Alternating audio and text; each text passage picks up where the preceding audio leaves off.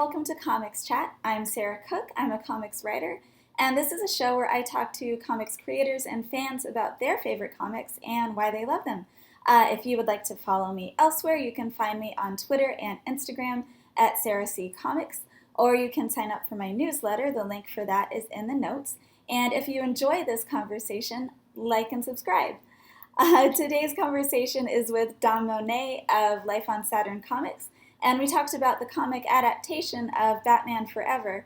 It was Dom had some really great insights about the story that kind of underlies some of the silliness of the movie, and really pointed out how there are some pretty deep and meaningful themes woven through the story that I think really are kind of given space to shine more so or in different ways in the comic.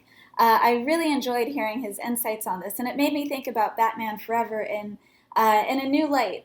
And the comic, if you haven't read the comic, if you've seen the movie but haven't read the comic adaptation, I highly recommend it. And I hope that you enjoy this conversation with Dom. Welcome to Comics Chat. I'm here with Dom Monette of Life on Saturn Comics. If we want to jump on in, do you want to give us a little introduction, a little bit about your work?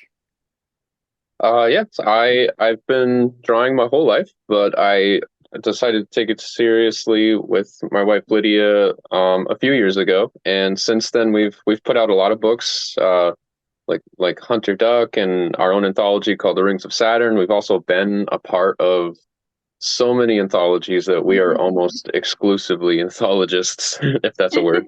Um, but currently we have an ongoing series called Mana Kingdoms, which is written by a friend of ours named Mark Bridge, and then our own series Fennec, which we will have a Kickstarter for in March, which is a tokusatsu type story. Yeah, and then coming soon, a story with you. Yeah, which is exciting, and that'll be in a lesser known comics anthology. Heck yeah. Finally, we get to be a part of a lesser known comics anthology instead of just, like printing with them or something. Yeah, and it'll be the first project that I'm doing with them. So it'll be fun. It'll be fun to jump in. I've been on some of the calls and stuff, and I've been talking with Mark over there, and it'll be fun to actually get started and do something with them. So yeah, do you want to jump on into the comic that you wanted to chat about today? Sure. So so I guess I went with this because I'm a big fan of comic book adaptations of movies. I always have Okay. been, but this one specifically because Batman Forever is such a hated movie.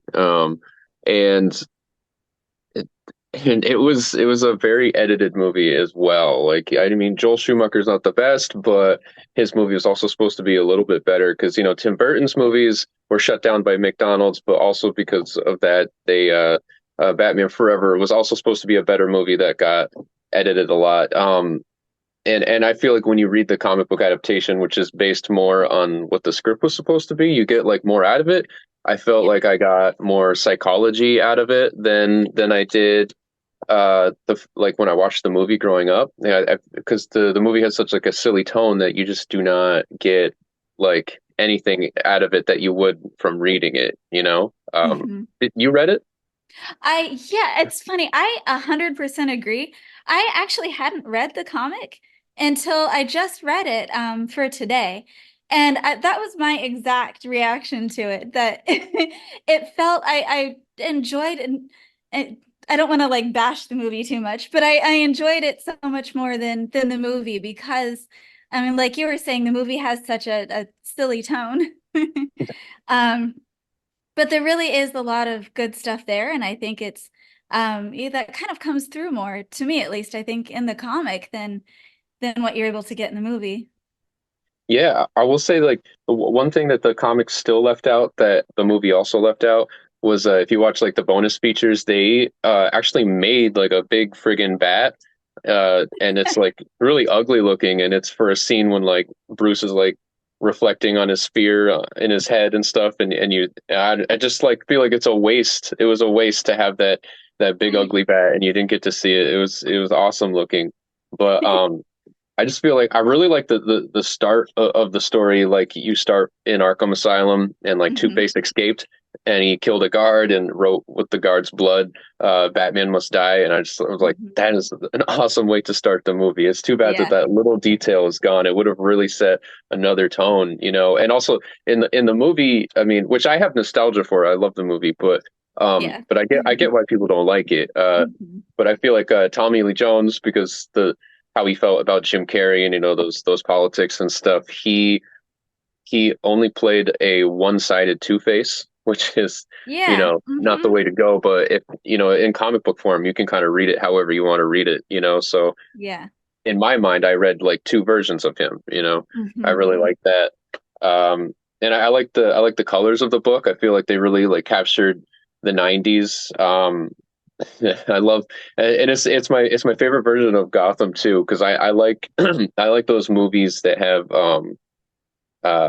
like dirty, gritty '80s, '90s futuristic cities. Like I miss Yeah. that, I and like that this too. movie has that. Um, well, how do you feel about it? Yeah, I agree. It's funny you bring up the colors because that was one of the things that really struck me about it too.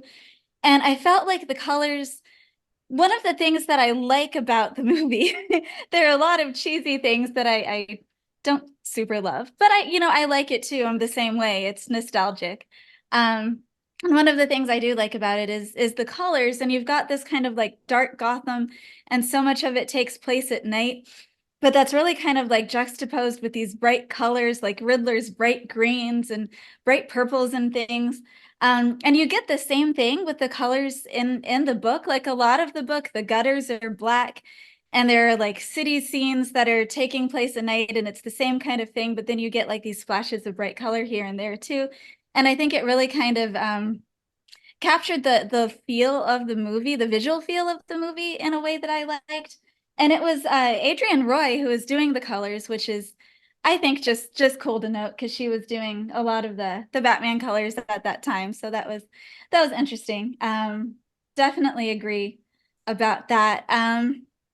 And the Two-Face, that's a good point. He he refers to himself, Tommy Lee Jones, throughout as we. And it always kind of like jolted me every time he'd say we, and I wasn't sure why. And I think that's why, because he's not really playing a two-sided Two-Face.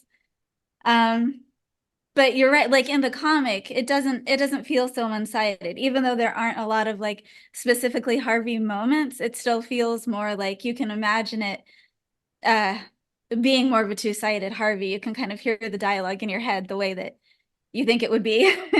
Yeah, and because like Mhm. Jim Carrey and Tommy Lee Jones were on like the same level of wackiness, like almost Yeah. competing against each other. I didn't get that double side, but like reading it, I was like, oh wow, these two are a really good duo.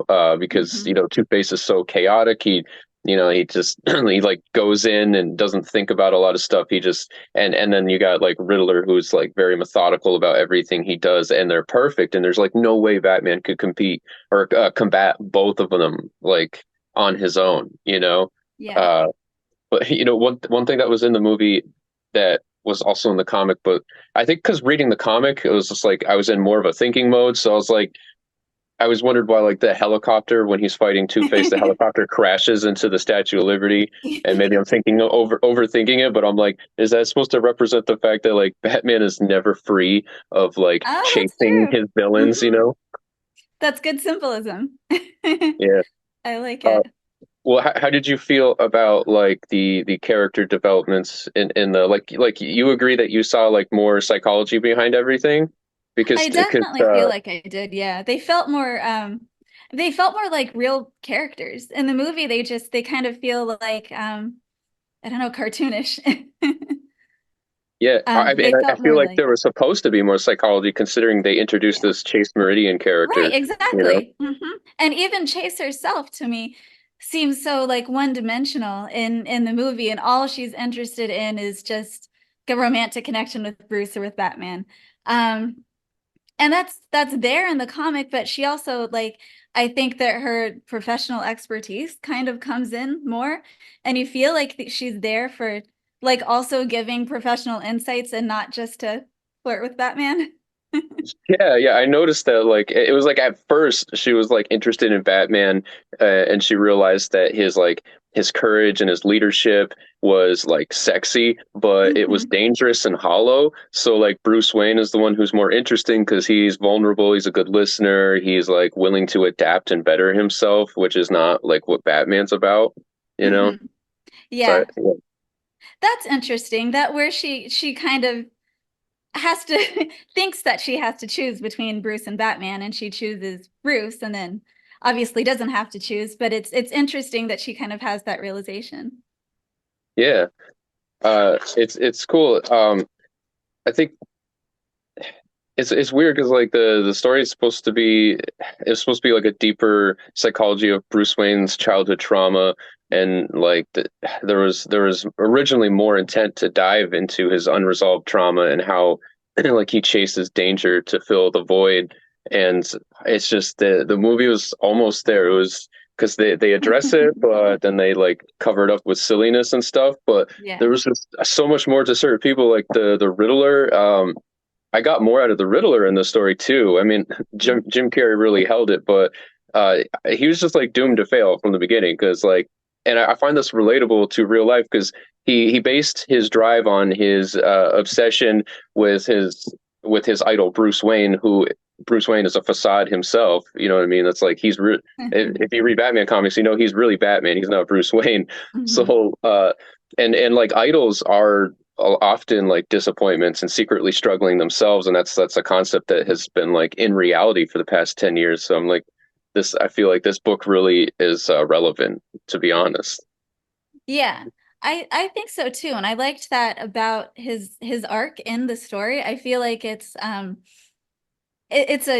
good kind of point, a good beat, a good emotional beat to kind of turn him from just this scientist researcher guy into a villain. Um, that he's really built Bruce up in his head so much, and he like wants that validation, and then he doesn't get it. Um, I Yeah, think I think that works well. I think it's relatable, and it makes him more relatable as a character. yeah. It's like when I watched the movie growing up, I just see Batman and these two wacky characters, but I didn't like get any more out of that. It was like the Riddler like being rejected by his idol sends him Mhm. on like this mission to outdo his idol through like fame and attention, and by like sucking the mental energy out of people through TV to make himself a god. The Riddler has like a fragility of how he sees himself, and he seeks an external sense of validation and acknowledgement, and all because Bruce made him feel invisible. You know? Yeah. Yeah, I think that's one of the interesting things about him as the character, just kind of in general, is that he is so intelligent. Um, but he still is kind of always looked down on. Like just repeatedly, I feel like, and he has this potential to do all of these impressive things because he's so intelligent, but people just kind of keep looking down on him and thinking badly of him. Um, and it makes him, I think, interesting as a villain because he has that kind of emotional vulnerability, which is the thing that turns him into a villain. Very Yeah. cool. Like when Bruce goes to chase Meridian to solve that riddle, Batman like kind of when she helps him solve the riddles and stuff, and he starts learning about the Riddler and Two Face. I feel like there's this huge thing where he's just like the more he learns about his villains, the more he like learns about himself, because it's like Yeah. almost a mirror image half the time. It, and like Batman and Two Face, they both have two sides. They're both obsessed with their concept of justice, and it and I feel like that's why when Robin comes in and Batman kind of sees it as his chance to like redeem himself a little bit, to do it over again. hmm Yeah, for sure.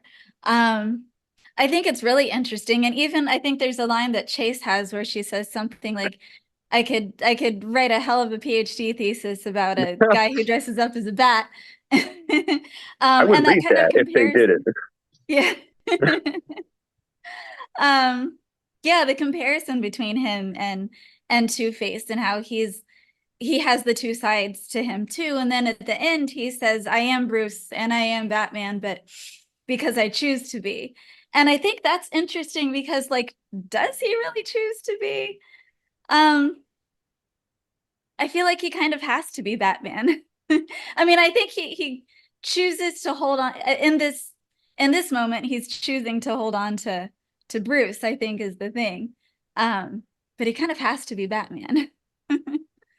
Yeah, that's true. It's true. Because he spends like most of the story confronting his fears, and he learns to live with like a Bruce Wayne and Batman to accept help from others. Yeah. Because he's like constantly fighting to like fill the emptiness. But he learns that together with Robin, together they can confront their trauma. But like Riddler and Two-Face both. Uh, they're never on the same page. In fact, they keep Yeah, they keep competing with fighting. each other. They Hmm. keep regressing more and more. So Yeah. they're never able to live with their dual identities. You know what I mean? I Hmm. think Batman just learns how to live with being two people, and the Riddler and like Two-Face cannot at all. Yeah. I think you're right. I think that's the thing. Like Bruce isn't two people any less than a Two-Face or the Riddler. He's two people too. He just kind of learns to deal with it in a more productive, better way. Mhm.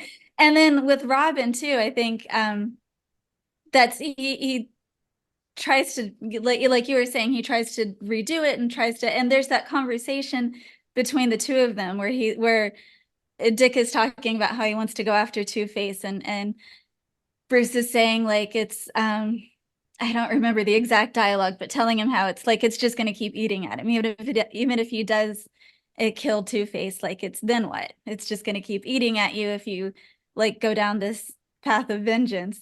Um, so he's kind of trying to like he sees that Robin could be split too, and is kind of going down this path of having to live as two people, and is trying to point him in a direction of doing it in a better way, more constructive way. Yeah, absolutely.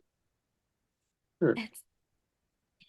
It's really interesting. The whole comic, I feel like, is because I feel like I think the overall impression that I kind of left with is that there really is a lot going on in the story that's like deep with all of them, with the villains and with Batman and with Robin too. There's a lot going on there. It Way just more than we doesn't, thought. yeah, exactly. It just doesn't like with all the silliness in the movie, it doesn't come through. Hmm. And it could have been such a different movie if it had just been like tonally different. The Yeah, same I'm like plot beats and the same emotional beats, just if the tone had been different, it could have been a super different movie. It's true. I'm glad there's some silliness they kept in the book. Like when uh my favorite joke of the movie is when Alfred's like, you sure I can't make you like a sandwich or something? He's like, I'll get Yeah. right through. It's like I love that. That's good. Yeah, I there would always love has to be a to little bit of silliness. I would love to be at that fast food when Batman rolls through the window. That'd be hilarious. In the Batmobile. Yeah, and I miss that there's like not comic book adaptations of movies anymore. I've talked about this with my friends before, but we just like we really miss it's just like with the streaming service and stuff, so many movies come out that there's no way they could make like a game and a comic adaptation of every Yeah. single movie anymore. But man, I really miss that. I know. I feel like there are a lot of like shows and movies and things that I watch and I'm like, this would be such a good comic. Hmm. I Or wonder I even wonder if like there's a market for that. yeah. Even think like I read I'm a big Trekkie and I read some of the Star Trek comics and things like that, and it's just or even like the Star Wars comics. Um Even if it's not just a straight adaptation, or if you have an adaptation that is a straight adaptation, but then you can build from it and expand the universe. I love that stuff. I'd love to see more of it too, for sure. What's your favorite Star Trek? Oh, Well, probably Next Generation. That's the one that's Okay. closest to my heart. But I love them all. I've been watching all the new ones too, Strange New Worlds and Lower Decks and all the new ones too. Anytime. I have some catching up to do because I just got a friend of mine's streaming service information so I can like watch some Star Trek stuff. But Nice. my favorite's like Deep Space Nine. I love that one so Oh, much. yeah. I think I think Deep Space Nine is probably my favorite just in terms of like the writing. Next Gen is the one that's like it was my introduction to Star Trek. So it has like a special place in my heart. But as far as kind of the writing and the storylines, it might be DS9. Yeah, because like every Star Trek, they seem to be on some form of it, an Enterprise like constantly on the move. But with Deep Space Mhm. Nine, when they're just like stationary in one spot, uh, uh, I get to know the different Yeah. species more, and I retain more information, and I start to remember the rules of acquisition and like how Klingons are, and like I start to Mhm. retain information about every alien race, and as opposed to like other Star Treks where they're constantly learning new things, you know. Yeah. Hmm. And Yeah, and Quark, you get Quark introduced Bar. to I think the bar is the best. Yes. The jingle for Quark's Bar in the episode where he creates a commercial is my ringtone for my um and it's interesting too because you get to know characters who aren't Federation and it's just it's a good really good show overall. Yeah, agreed. Um yeah, were there any was there anything else you wanted to chat about as far as the comic? No, I just want people to know that it's underrated and that I you know agree. and you know I talk with my friend Andrew all the time. My friend Andrew reads like book adaptations to every friggin' movie that's out there, and like he actually like really likes he's one of the few people I know who found more out of like the Rise of Skywalker, for instance, because he read the Mhm. book that goes with it, and it like Yeah. so. I definitely agree that if you read books or comics that go with the movies, you'll get more out of them, and you can't always just hate a movie like Batman Forever, for instance, when there's just like so many politics as to why it failed. In fact, most Yeah. movies don't fail because they're bad, you know. Yeah, I think that's true. And that makes a lot of sense about getting more out of it if you read the comic or the novel too, because they're different mediums and like different mediums are good at different things. So if there's a part of, one of the characters' backstories or whatever it is that you can expand on in a novel that maybe you couldn't in the movie or that you can tell a little bit differently in a comic, then it just gives you, I think, more insight sometimes. Mhm. Even if it is the same story, you can approach it a little differently just because the medium is different. Yeah, absolutely. Very cool. Well, yeah, this was awesome. This was a great conversation. Heck yeah. Thanks for having me. Um, oh yeah, thanks for coming on. Is there anything else you want to tell us about upcoming projects or where people can find you? Well, you can find us on Life on Saturn Comics on most social media, and lifeonsaturnart.com is our website. And March 19th is when we do our Kickstarter for Fennec, which is again, it's a tokusatsu themed story. It's like it takes place on a planet that is rotating closer to the sun, and the polar caps are melting and flooding, and there's only a couple islands left. And if that wasn't enough, kaiju have come out of the Wow. out of the ice that melted, and they That are sounds attacking. awesome. Yeah, thanks. Very cool. And yeah, I will definitely be keeping an eye on those Kickstarters and I'll be sure to share all of that stuff too. I appreciate it. Very cool. Well, yeah, thanks for being on. This was great. Yeah.